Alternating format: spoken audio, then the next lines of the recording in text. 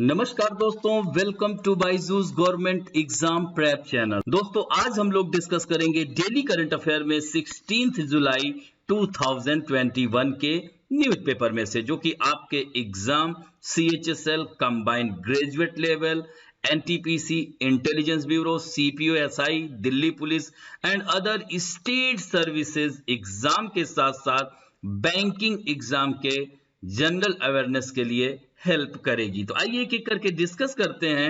National affairs में पहली खबर है Ladakh administration's tripartite agreement with Sikkim state organic certification agency. तो दोस्तों जैसा कि लद्दाख के बारे में आपको पता है, 2019 में एक केंद्र शासित प्रदेश बना था, यूनियन टेरिटरी स्टेट बना था, जम्मू कश्मीर से अलग होकर। यानी जम्मू कश्मीर पहले एक स्पेशल स्टेट हुआ करता था, विशेष राज्य हुआ करता था, अब वह दो केंद्र शासित प्रदेशों में बंट गया है। तो लद्दाख में नित नए विकास के कार्य किए जा रहे हैं। उसी में एक कड़ी और जुड़ रहा है कि लद्दाख प्रशासन ने लद्दाख ने 2025 तक अपने प्रदेश को जैविक प्रदेश बनाने का गोल रखा है। तो इस तरह से ऑर्गेनिक स्टेट इन 2025 तक, इसके लिए उसने सिक्किम राज्य से हाथ मिलाया है। यानी यह जो है त्रिपक्षीय MOU पर हस्ताक्षर कर लद्दाख को जैविक प्रदेश बनाने की रूपरेखा तय की गई है। The help of Sikkim the country's first organic state. ये भी कई बार आप लोगों के एग्जाम में आया है कि भारत का पहला जैविक राज्य कौन बना था? सिक्किम, जिसकी कैपिटल गैंगटोक है। तो यह जो है for this an agreement has been signed with Sikkim state organic certification agency. इसके साथ यह करार किया गया है। तो इस तरह से 2025 तक लद्दाख स्टेट भी ऑर्गेनिक स्टेट के रूप में हो जाएगा। तो इस तरह से central government certification will also be achieve in creating organic states. तो इस तरह से यहां पर 3 चरण में यह काम किया जा रहा है, जिसमें 85 यानी फर्स्ट स्टेप में या फर्स्ट फेज में 85 विलेज को सेलेक्ट किया गया है, जिसमें 5000 हेक्टेयर भूमि को ऑर्गेनिक बनाया जाएगा। In second phase 82 village of 10,000 hectare भूमि and third phase 79 village under the scheme. तो इस तरह से इसे ध्यान रखेंगे। और सिक्किम की राजधानी गैंगटोक है, यहाँ के राज्यपाल गंगा प्रसाद जी हैं, मुख्यमंत्री प्रेम सिंह तमांग है। इसी तरह से लद्दाख की राजधानी लेह है, which is situated on the bank of Indus River, Sindhu नदी किनारे बसा है। और लेफ्टिनेंट गवर्नर राधा कृष्ण माथुर हैं। यहाँ से एक सांसद आते हैं, जामयांग सेरिंग नामग्याल, बहुत ही चर्चित व्यक्तित्व हैं। यहाँ मानचित्र में देख सकते हैं, Sikkim is surrounded by 3 sides of international boundary. इधर नेपाल, इधर भूटान, और यहाँ पर भूटान एंड इधर चाइना तिब्बत वाला पार्ट, और इधर वेस्ट बंगाल, दार्जिलिंग की पहाड़ियां, दार्जिलिंग की ग्रीन टी बहुत प्रसिद्ध है। तो कलिंगपोंग से ल्हासा तक जाता है मार्ग। तो यहाँ पर 2 दर्रे हैं, जलेपला दर्रा, नाथुला दर्रा। ये भी याद रखना, यहीं पर भारत की सबसे ऊंची चोटी कंचनजंगा, जो कि ग्रेटर हिमालय में स्थित सबसे ऊंची चोटी, यहीं पर स्थित है, जो नेपाल और सिक्किम की बाउंड्री पर स्थित है। और यहाँ पर लद्दाख आप देख सकते हैं, यह जम्मू कश्मीर है। तो Ladakh is also surrounding by 3 international boundary, या कह सकते हैं 3 ओर से घिरा हुआ है। इधर चीन वाला क्षेत्र है, इधर पाकिस्तान है, ऊपर अफगानिस्तान का जो पाक अधिकृत एरिया है वह भी स्पर्श करता है। अब बढ़ते हैं दोस्तों, इंडिया फर्स्ट ग्रेन ATM। आप लोगों ने ATM सुना होगा, वाटर ATM सुना होगा, आज से अनाज ATM की शुरुआत हो गई है। हरियाणा के गुरुग्राम में खुल गया है। तो अब यह बहुत ही, इससे पारदर्शिता होगी। ये से जो है, जैसे कि आप बड़े बड़े आप देखेंगे लाइन का झंझट होता था, अब इसमें आप टोकन आपको मिलेगा, आधार कार्ड, अपनी आईडी यूज करेंगे और आपको अनाज प्राप्त होगा। और सबसे महत्वपूर्ण बात है कि पहले जैसे कि आप अनाज जाते थे वहां पर ठेकेदार लोग जो देते थे उसमें कम मिलता था, अगर 10 केजी है तो 9 केजी ही मिलता या 950 केजी, मतलब कुछ ना कुछ कम दिया जाता था। लेकिन इसमें आपको एक्यूरेसी मिलेगी, यही इसकी फायदा होगा। तो इससे जो है जो राशन मिलने में जो गड़बड़ी की शिकायतें आप लोग अक्सर सुनते हैं, इससे निजात मिलेगी। तो हरियाणा सरकार ने उपभोक्ताओं के लिए ग्रेन एटीएम स्थापित करने का फैसला किया है। This decision has been taken under the pilot project due to which these ATMs will be installed in many cities, यानी इस तरह के और भी जगहों पर एटीएम लगाए जाएंगे। तो हरियाणा के जो डिप्टी सीएम हैं दुष्यंत सिंह चौटाला ने ग्रेन एटीएम को लगाने को सही मकसद यानी right quantity to right beneficiary, ये बहुत महत्वपूर्ण, इसकी अक्सर चर्चा होती है कि राइट क्वांटिटी नहीं मिलती है लोगों को। तो after the successful pilot project in Farrukh Nagar, ये गुड़गांव में है Farrukh Nagar, a plan has been made to install these food supply machine at government depot across the state। तो इस तरह से यह स्वचालित यानी अपने आप चलने वाली मशीन है, बैंक एटीएम की तर्ज पर यह काम करती है। This machine to be installed under the United Nation World Food Programme is called automated multi commodity grain dispensing machine, इसे कहा गया है। तो यह जो ग्रेन मशीन है इसको टच स्क्रीन के साथ एक बायोमेट्रिक सिस्टम भी लगाया जाएगा। To withdraw food grain from this machine the beneficiary will have to enter the number of Aadhaar and ration card, और उन्हें अनाज मिल जाएगा। At the same time 3 types of grain will be extracted through the machine which include wheat, rice and millet। इसमें गेहूं, चावल और बाजरा को शामिल किया गया है अभी स्टार्टिंग में। अब बढ़ते हैं दोस्तों, रुद्राक्ष कन्वेंशन सेंटर इनॉग्रेटेड बाय प्रधानमंत्री नरेंद्र मोदी। दोस्तों यह रुद्राक्ष कन्वेंशन सेंटर वाराणसी में बनाया गया है और यह जापान की सहायता से बनाया गया है। तो भारत जापान की दोस्ती का इसे प्रतीक कहा जा रहा है। Prime minister Narendra Modi inaugurated the Rudraksh convention centre, a symbol of India Japan friendship. और दोस्तों इसका जो फाउंडेशन हुआ था, it was laid on 2015 by PM Modi along with the then prime minister of Japan Shinzo Abe. उस समय प्रधानमंत्री जो जापान के थे शिंजो अबे साहब थे। वर्तमान में कौन है? योशिहिदे सुगा जी हैं। तो उन्होंने वीडियो संदेश जारी किया और भारत और जापान के रिश्तों की बहुत गर्मजोशी से उन्होंने बात की और भारत को धन्यवाद दिया। तो the centre has been built as a symbol of friendship between Japan and India through a grant in aid from Japan. तो इस जो कन्वेंशन सेंटर है इसमें जापानी तकनीक का प्रयोग किया गया है। 3 एकड़ में यह तैयार किया गया है और इसका पूरा काम जापान की फुजीता कॉर्पोरेशन कंपनी ने किया है और प्रधानमंत्री ने खुद इसका नाम रुद्राक्ष रखा है। और इस कन्वेंशन सेंटर को आप दूर से देखेंगे तो रुद्राक्ष की तरह दिखता भी है। इसमें सैलानी गीत, संगीत, नाटक, प्रदर्शनी, ये सब लोग यहाँ पर दिव्यांगों के लिए भी इसमें बहुत सारी व्यवस्था की गई है। निर्माण के अलावा डिजाइन भी जापान की ओरिएंटल कंसल्टेंट ग्लोबल ने किया है और यहाँ पर जो कुर्सियां लगाई गई हैं वह वियतनाम से मंगाई गई हैं। तो ये भी पॉइंट याद रखेंगे। इंटरनेशनल अफेयर में चाइना बिल्डिंग अनदर इनक्लेव इन कोलंबो।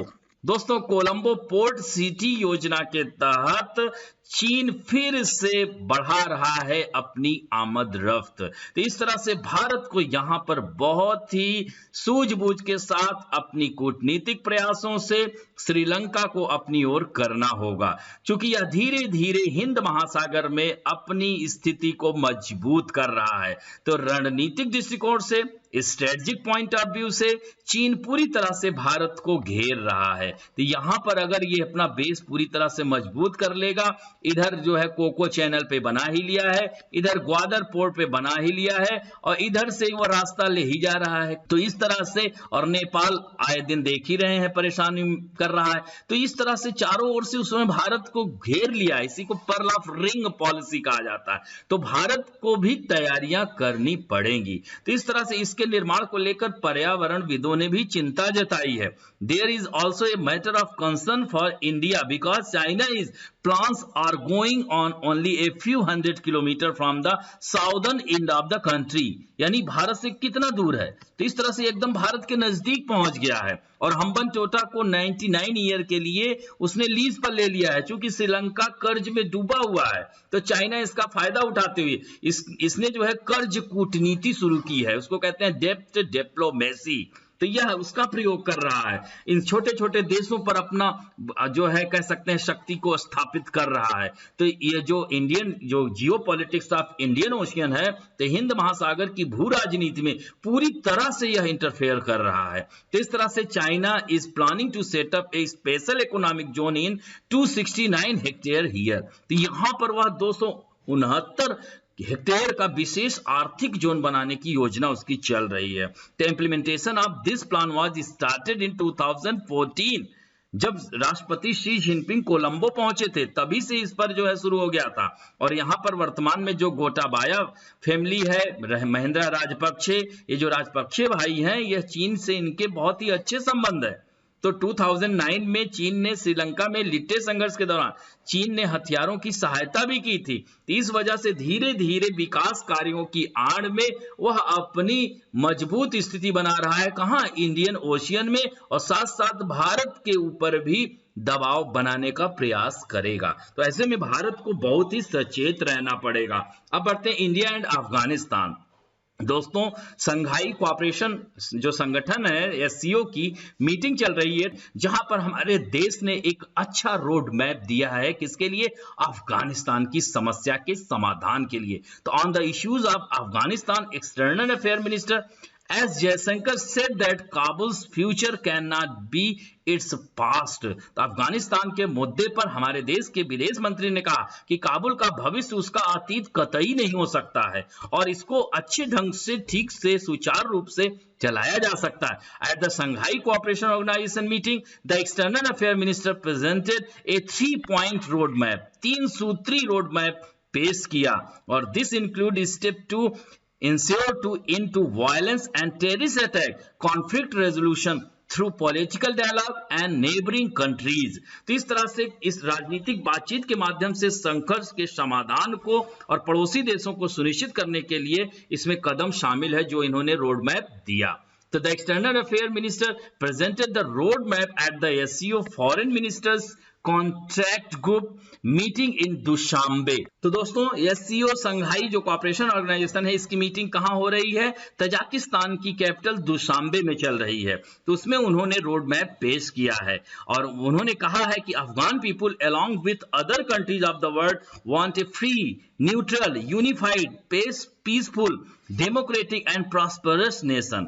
यानी उन्होंने ये भी कहा कि विश्व के दूसरे देशों के साथ ही अफगान लोग भी एक स्वतंत्र, तटस्थ, एकीकृत, शांतिपूर्ण, लोकतांत्रिक और समृद्ध राष्ट्र चाहते हैं, ना कि वहां पर टेररिज्म एक्टिविटी, इन सबको नहीं चाहते। तो in the SCO meeting India once again targeted Pakistan and China without naming them. तो भारत ने बिना चीन और पाकिस्तान का नाम लिए उसको फिर से टारगेट किया। तो इस तरह से आतंकवाद और कट्टरपंथ से मुकाबला करना है, उन्होंने साफ कर दिया। He said that in such a situation it is very important that the financing of terrorism should be strictly stopped so that terrorism can be completely stopped। तो इस तरह से आतंकवाद के वित्त पोषण को सख्ती से रोका जाए, ऐसा उन्होंने कहा। तो एससीओ थोड़ा सा जान लीजिए। It is a permanent inter government international organisation. इसे पहले शंघाई 5 कहा गया था 1996 में। चीन के साथ 4 पूर्व सोवियत राज्यों को इसमें मिलाया गया था। फिर before the establishment of SCO in 2001, Kazakhstan, China, Kyrgyzstan, Russia and Tajikistan were member of the organisation named Shanghai 5। Then जब उज्बेकिस्तान शामिल हो गया तो इसको एससीओ नाम दिया गया, कब, 2001 में। ये पॉइंट भी याद रखेंगे। और इन 2017 में भारत और पाकिस्तान इसमें जुड़े। तो इस तरह से वर्तमान में 8 देश इसके सदस्य हैं। Russian and Chinese are the official languages of the SCO. अब बढ़ते हैं दोस्तों एनवायरमेंट एंड इकोलॉजी में। Some of the world's largest cities are responsible for emitting up to 52% of the greenhouse gases. तो इस तरह से दुनिया के कुछ बड़े शहर ग्रीन हाउस गैस का 52% तक उत्सर्जित करने के लिए जिम्मेवार हैं। इस तरह से आप देख सकते हैं कार्बन डाइऑक्साइड का एमिशन हो रहा है, H2O, इस तरह से यह चित्र में आप देख सकते हैं। तो of the 167 cities world wide, यानी इसमें शोधकर्ताओं ने 167 शहरों के शीर्ष 25 यानी ओनली 15% शहरों ने कुल ग्रीन हाउस उत्सर्जन का 52% उत्सर्जित करते हैं। तो इसमें these mainly include countries in Asia such as China जो है, इसमें हैंडन, शंघाई, सूजो और जापान में टोक्यो, यूरोपीय संघ के देशों में रूस, मॉस्को, टर्की, इस्तांबुल भी शामिल हैं। तो China which is classified as a developing country here also had many cities where per capita emission were similar to those of developed country, यानी जो चाइना तेजी से विकास किया है उसके कुछ शहर ऐसे हैं जो कि प्रति व्यक्ति उत्सर्जन विकसित देशों के समान हो गए। तो it is important to note that many developed countries associate China with the role of high carbon production chain which subsequently increase export related emission। तो रिसर्चर्स का यही कहना है कि ग्रीन हाउस उत्सर्जन के कुछ सबसे महत्वपूर्ण स्रोतों की भी पहचान की गई है। Suggestion can be taken by the individual sector to reduce emission. इस तरह से अलग अलग क्षेत्रों को उत्सर्जन कम करने के लिए सुझाव दिए जा सकते हैं। तो इसमें जो है suggestion can also be made about what action should be prioritised to reduce emission from buildings, transport, industrial process and other sources in emitting areas. तो जैसे अब रिन्यूएबल एनर्जी है which include emission from fuel combustion and the use of electricity in residential and institutional buildings, commercial building and industrial building.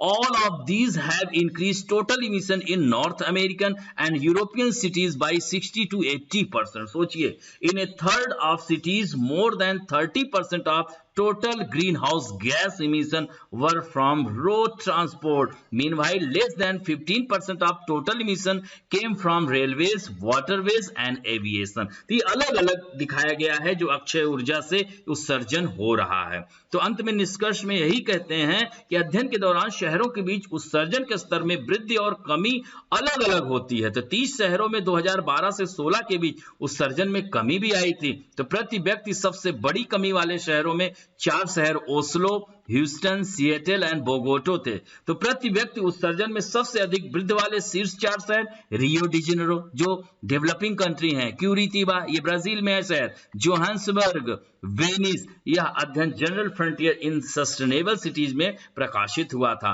तो Paris जलवायु सम्मेलन में इन लोगों ने बहुत वादे इरादे किए हैं लेकिन अभी भी उस तरह से कार्य नहीं किए जा रहे हैं। इसके लिए बहुत ही आवश्यक है कि पूरे विश्व को एक साथ आना पड़ेगा, तभी इस ग्रीन हाउस गैसेस पे हम कंट्रोल कर सकते हैं। अब बढ़ते हैं इंपॉर्टेंट स्कीम में। आज हम बात करेंगे national AYUSH mission scheme. The scheme was first launch on 15 September 2014। The scheme is being implemented by the ministry of Ayush जो कि अभी सर्बानंद सोनोवाल जी बने हैं। तो यह सस्ती आयुष सेवाएं प्रदान करने के उद्देश्य से क्रियान्वित किया जा रहा है। तो it aims to simultaneously provide AYUSH facility in primary health centre, community health centre and district hospital with wider reach through upgradation of Ayush hospitals and dispensaries for upgradation of Ayush Educational Institute through strengthening institutional capacity at state level, setting up a 50-bedded integrated Ayush hospital, Ayush public health program and running 12,500 Ayush health centres. तो इस तरह से इन सब का संचालन करता है यह योजना। तो इस मिशन का जो एम है, ऑब्जेक्टिव है to provide cost effective AYUSH service by focusing on core company areas of AYUSH like Ayurveda, Siddha, Sowa Rigpa, यूनानी एज वेल एज होम्योपैथी। ये भी याद रखेंगे, आयुष का ये अर्थ ही है। तो यह कह सकते हैं इनके माध्यम से हम बहुत अच्छी तरीके से लोगों के स्वास्थ्य का ध्यान रख सकते हैं। तो the union cabinet has approved the continuation of national AYUSH mission as a centrally sponsored scheme till 2020। दोस्तों इस योजना के साथ साथ याद रखना, इसको करंट से भी जोड़ लीजिए कि आज ही कल ही घोषणा की गई है, इसे 2026 तक बढ़ा दिया गया है। The scheme will continue from April 1, 2021 to March 31, 2026 with a financial impact of 4,600 1607.30 crore, जिसमें 3000 crore as central share and 1607.30 crore as state, जिसमें क्या होगा 3000 करोड़ केंद्र सहायता करेगा और 1607.30 करोड़ राज्य वहन करेंगे। तो the cabinet has also approved renaming of north eastern institute of folk medicine as north eastern research institute of Ayurveda and folk medicine. तो इस तरह से इसका नाम बदल दिया गया है, ये भी ध्यान रखेंगे। और यह संस्थान न केवल भारत में बल्कि तिब्बत, भूटान, मंगोलिया, नेपाल, चीन जैसे पड़ोसी देशों और अन्य मध्य एशियाई देशों में आयुर्वेद और लोक चिकित्सा के छात्रों के लिए भी अवसर प्रदान करेगा। तो ये भी one of the important scheme. अब बढ़ते हैं various national international personality news में। Neha Pareek appointed as CEO of navigation app Waze, WAZE। तो नेविगेशन ऐप वेज की सीईओ बनी है नेहा पारिक, इंडियन अमेरिकन, भारतीय मूल की हैं। आईटी कंपनी गूगल की सहायक नेविगेशन कंपनी वेज का इन्हें नया सीईओ बनाया है। Pareek is the former president of the travel website Hotwire, इसकी पूर्व अध्यक्ष भी रह चुकी हैं। Pareek will succeed Noam Bardin की जगह लेंगी, यानी नाओम बाल्डिन की जगह, जो कि अभी नवंबर में उन्होंने इस्तीफा दिया है। Waze has over 140 million monthly user in more than 185 countries who travel more than 24 billion miles each month. दोस्तों, और यह कंपनी इजरायली कंपनी है, इसको जो है एक्वायर्ड किया था 2013 में गूगल ने, और 2008 में वेज की स्थापना इजराइल में हुई थी। अब बुक्स एंड अवार्ड्स में आज कुछ महत्वपूर्ण पुस्तकों को लिया है, चर्चित व्यक्तियों के द्वारा लिखी गई। The light of Asia Jairam Ramesh, यह कांग्रेस में मंत्रालय में रहे हैं। The fourth lion essay for Gopal Krishna Gandhi, Venu Madhav Govindu and Srinath Raghavan, इनकी पुस्तक है। Lady doctors, the untold story of India first women in medicine, Kavita Rao की पुस्तक है। इसी तरह से the pregnancy bible, Kareena Kapoor की पुस्तक है, यह भी चर्चा में रहती हैं। द ग्रेट बिग लॉयन, बाल कौतुक नाइट की पुस्तक है। Urdu poets and writers, James of Deccan, JS Iftikhar की है। हमारे देश के उपराष्ट्रपति ने इस पुस्तक का विमोचन किया। अब बढ़ते हैं दोस्तों banking and finance related news में। RBI has ban master card Asia Pacific for new credit debit and prepaid card customer from जुलाई 22, यानी 22 जुलाई से नए क्रेडिट, डेबिट और प्रीपेड कार्ड बनाने को लेकर पाबंदी लगा दी है। किसने? RBI ने। किस पर? मास्टर कार्ड एशिया पैसिफिक पर। हालांकि मास्टर कार्ड एशिया पैसिफिक ने काफी नाराजगी जताई है। यह जो है तीसरी प्रमुख कंपनी है देश में कार्ड जारी करने वाली। तो इससे पहले RBI ने अमेरिकन एक्सप्रेस बैंकिंग कॉर्प और डाइनर्स क्लब इंटरनेशनल लिमिटेड को भी आंकड़ा रखे जाने से जुड़े मानदंडों का उल्लंघन करने के लिए अपने कोड नेटवर्क पर नए घरेलू ग्राहकों को जोड़ने से प्रतिबंधित कर दिया था। Master card said in its statement that it is disappointed with this stand of the RBI। तो RBI के इस कदम से काफी निराश हुआ है। The RBI however said that the move will not affect existing customer of master card. RBI ने कहा है कि मास्टर कार्ड के मौजूदा ग्राहकों पर इसका कोई प्रभाव नहीं पड़ेगा। Mastercard is payment system operator authorised to operate a card network in the country under the payment and settlement system act 2007। तो इसके तहत उसने ठीक से रख रखाव और उसको 2018 में ही नोटिस दिया गया था, उसने आंकड़े उपलब्ध नहीं कराए थे, जिसकी वजह से RBI ने इसे बैन कर दिया। और मास्टर कार्ड यह अमेरिकी कंपनी है, इसका हेडक्वार्टर न्यूयॉर्क में है। मास्टर कार्ड के प्रेसिडेंट और CEO अजय बंगा साहब हैं। तो इस तरह से इस कंपनी की स्थापना 1979 में इंटर बैंक ट्रांजैक्शन के लिए हुई थी। फिर इसको बाद में अमेरिका ने बाहर भी इसको सर्विस देना शुरू कर दिया। तो वर्तमान में 160 देशों में यह सर्विस देता है। अब बढ़ते हैं दोस्तों स्पोर्ट न्यूज में। Lionel Messi will stay in Barcelona FC। Barcelona में ही रहेंगे लियोनेल मैसी। हालांकि अभी उन्होंने आधिकारिक पुष्टि नहीं की है। 34 year old Lionel Messi who won the Argentina first major trophy in the form of Copa America. आपने देखा होगा अभी कुछ दिन पहले न्यूज में हम लोगों ने पढ़ा था, कोपा अमेरिका कप को जितवाया। अब 5 और साल के लिए बार्सिलोना में बने रहेंगे। हालांकि उनका वेतन अब हाफ हो जाएगा। तो Messi used to get around 1266 crore rupees, 1266 crore रुपए लेते थे, जो कि 123 मिलियन पाउंड मिलते थे।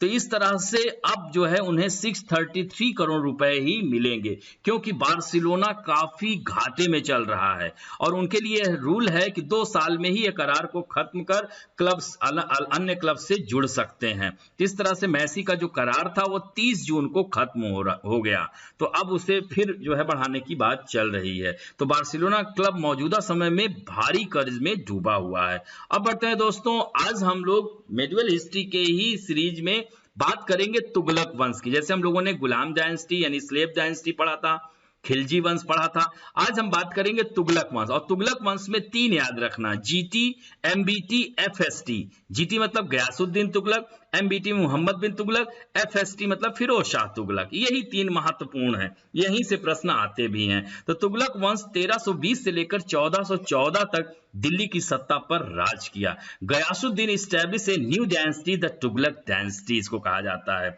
और इसमें 3 योग्य शासक मैंने बताया ही।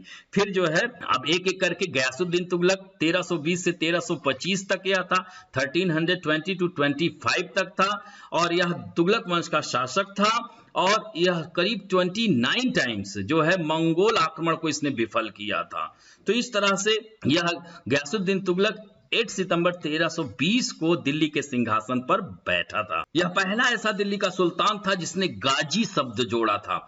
तुगलकाबाद शहर की भी स्थापना की थी इसने। नहरों का कॉन्सेप्ट सबसे पहले इसने ही दिया था, और गयासुद्दीन ने अपने बेटे जौना खान, जिन्हें मोहम्मद बिन तुगलक कहा जाता है, काकतीय राजधानी वारंगल में अभियान पर भेजा था, और वहीं पर वारंगल और काकतीय वंश का जो है समाप्त भी किया था।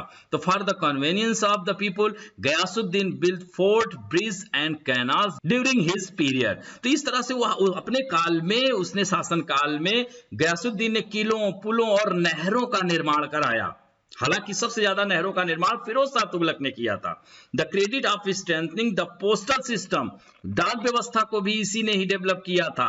और गयासुद्दीन जब बंगाल अभियान से लौट रहा था तो लौटते समय तुगलकाबाद से 8 किलोमीटर की दूरी पर स्थित अफगानपुर में एक महल जो कि लकड़ी का बनवाया था जौना खान ने, सुल्तान गयासुद्दीन के प्रवेश करते ही वो महल गिर गया, जिसमें उनकी दबकर 1325 में मृत्यु हो गई। और उसके बाद आते हैं मोहम्मद बिन तुगलक। तो यह हालांकि पूरे सल्तनत पीरियड में सबसे विद्वान व्यक्ति था यह, लेकिन अपनी सनक भरी योजनाओं की वजह से इसे रक्त पिपासु और जो है मूर्ख कहा जाता था। इसका मूल नाम जो उलूग खां था, और यह जो है जौना खां या जूना खां, दुनिया का खान भी इसे कहा जाता था। तो इस तरह से जो है 4 ये योजनाएं हैं, ये चारों फेल थी। दोआब क्षेत्र में कर वृद्धि, अब सोचिए उस समय सूखा पड़ा हुआ था, 50% टैक्स लगा दिया, लोग मुंह को मर रहे थे, बाद में पता चला, तो ये भी योजना इसकी फेल हो गई। फिर राजधानी परिवर्तन, उसने दिल्ली से देवगिरी, हाँ, तो दक्षिण भारत कर रहा था जैसे कि सुरक्षित रह सकें, रास्ते में ही बहुत सारे लोग जो है स्थापित होने में मर गए, तो इसकी वजह से यह भी विफल रही। फिर सांकेतिक मुद्रा का प्रचलन, लोगों ने डंप करना शुरू कर दिया, जैसे अभी हम लोगों के यहाँ डिमोनेटाइजेशन हुआ था, तो इस तरह से यह भी फेल रही योजना। फिर खुरासान और कराचिल का युद्ध, खुरासान के युद्ध में क्या हुआ, उसमें 3,70,000 इसकी सेनाएं थी, और बताया जाता है कि 1 साल का एडवांस में उसने वेतन दे दिया, और बाद में खुरासान में संधि हो गई और युद्ध ही टल गया। तो इस तरह से उसका राजकोष खाली हो गया, इसको राजकुमार कहा जाता था सिक्कों का। तो इस तरह से, और कराची युद्ध में क्या हुआ, पहाड़ियों में इसकी लाखों सेना उसी में भटक गई, गूगल मैप तब था नहीं, तो मैप ही ले जाना भूल गए और उसी में भटक गई। बताते हैं कि मात्र 10 सैनिक बचे थे, सारे मारे गए। तो इस तरह से इसकी चारों योजनाएं फेल हुई। यही कारण है, देखिए ना, बर्नी, सरहिंदी, निजामुद्दीन, बदायूनी, फरिश्ता जैसे इतिहासकारों ने इस सुल्तान को अधर्मी घोषित किया था। तो इसे पागल एवं रक्त पिपासु सनक भरी योजनाओं की वजह से बोला जाता था। तो इस तरह से अंतिम समय में यह बीमार पड़ा, थट्टा के निकट गोंडाल में पहुंचकर गंभीर रूप से बीमार हो गया, और 20 मार्च 1351 में इसकी मृत्यु हो गई। तो इस तरह से बदायूनी ने कहा था कि सुल्तान को उसकी प्रजा से और प्रजा को अपने सुल्तान से मुक्ति मिल गई। तो यह है मोहम्मद बिन तुगलक। अब आते फिरोज शाह तुगलक। ये बहुत ही, इसने बहुत सारे 300 से अधिक नगरों का निर्माण किया, 1200 से अधिक उद्यानों का निर्माण किया। 1309 में इसका जन्म हुआ था और 1351 से 1388 तक इसने शासन किया। चांदी के सिक्के चलवाए। हाँ, चचेरे भाई, यह जो है मोहम्मद तुगलक के चचेरे भाई सिपा सलार रजब का पुत्र था। तो यह महत्वपूर्ण है। और राज्याभिषेक इसने थट्टा में ही किया, फिर बाद में दिल्ली में 1351 में किया। और यह कट्टर सुन्नी मुसलमान था।